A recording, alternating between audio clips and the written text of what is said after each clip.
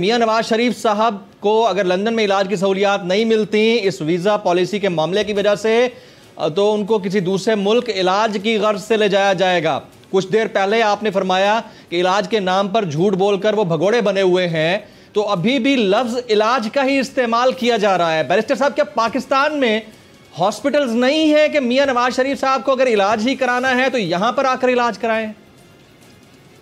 देखो भाई, मुस्लिम लीग नवाज के बातों को कभी आप संजीदगी से ना लें। अच्छा। अगर आपने जिंदगी सुकून से गुजारनी है तो उनको संजीदगी से ना लें। ये वही शाहिद खाकान अब्बासी हैं जिन्होंने खुद कहा है कि हमने, यानी मुस्लिम लीग नवाज ने और शाहिद खाकान ने खुद इलेक्शन चोरी किया। वो खुद कहा, उन्होंने कहा कोई इलेक्शन हुआ ही नहीं जो चोरी ना हुआ हो, और हमने खुद चोरी किया। ऐसा ही है। अब उनकी क्या बात, वो तो फंसे हुए हैं, वो बेचारा तो फंसा हुआ है शहबाज शरीफ के मौकफ में और नवाज शरीफ के मौकफ के दरमियान, जिसको ये बयानिया कहते थे, जी हमारा बयानिया, मेरा बयानिया। वो तो बयानिया क्या चीज़ होती है? बयानिया तो एक बड़ी मुस्तकिल सी चीज़ है, उसमें बड़ी साइंस होती है, उसमें पूरी कमिटमेंट होती है। आप मौकफ अपना चेंज करते रहें और उसको कहें इसका बयानिया वो है, उसका बयानिया, इनका बयानिया नहीं। जो मौकफ मरियम का है और नवाज शरीफ का है, और जो मौकफ उससे बरक्स शहबाज शरीफ का है, उन दोनों के दरमियान फंसा हुआ शाहिद खाकान अब्बासी है। अच्छा। हंस देता है, खिसियानी सी हंसी हंस देता है। अगर कोई सवाल उसको मुश्किल सा पूछ लो तो बस आप जरा अब थोड़ा सा मुश्किल सा सवाल मैं भी पूछ लेता हूँ आपसे। आपने कहा बयानिया की साइंस बड़ी मुस्तकिल साइंस है, बयानिया एक मुस्तकिल चीज़ होता है।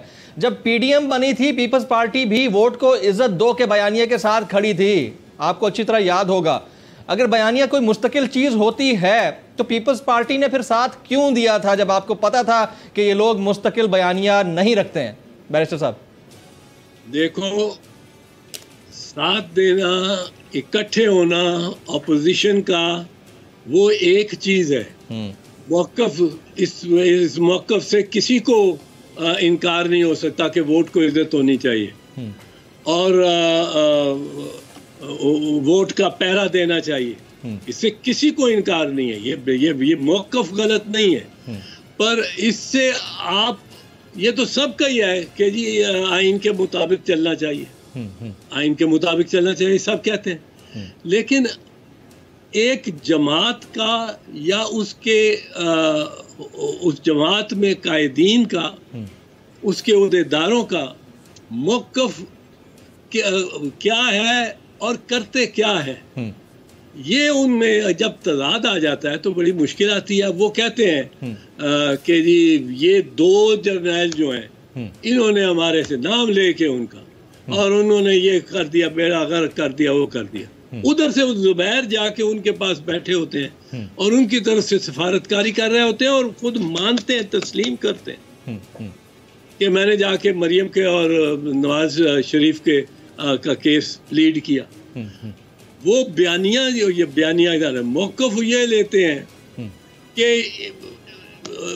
ये जो इन लोगों के साथ कोई तल्लुक वास्ता होगा ही नहीं, कोई मिलेगा ही नहीं, कोई बात ही नहीं करेगा, और मज़ामत करेंगे। मज़ामत किस लिए करेंगे? मरियम क्या कहती हैं? मज़ामत होगी तो मुफाहमत, जी जी, यानी मुफाहमत के लिए ही करनी है मज़ामत। तो फिर किसको बेवकूफ़ बनाया जा रहा है सर? मकसद तो आपका मुफाहमत ही हुआ ना, और मज़ामत होगी तो मुफाहमत होगी। तो हम मज़ामत सभी को बता रहे हैं कि मज़ामत हमारी बिल्कुल ऊपर से ही है। कभी कहते हैं ये सब ठीक है, कभी ये कहते हैं सब गलत है। और